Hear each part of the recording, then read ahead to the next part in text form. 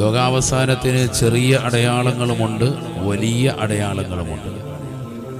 വലിയ അടയാളങ്ങൾ ധാരാളം ഇനി പ്രകടമാകാനിരിക്കുന്നു. ഇമാം മഹ്ദി റളിയല്ലാഹു അൻഹുവിൻ്റെ വരവ് എല്ലാവരും കാത്തിരിക്കുകയാണ്. അതുണ്ടാവുക തന്നെ ചെയ്യും. അന്ന് ലോകത്ത് വലിയതാകുന്ന സാമ്പത്തിക ക്രൈസിസ് നിലനിൽക്കുന്ന സാഹചര്യമായിരിക്കും.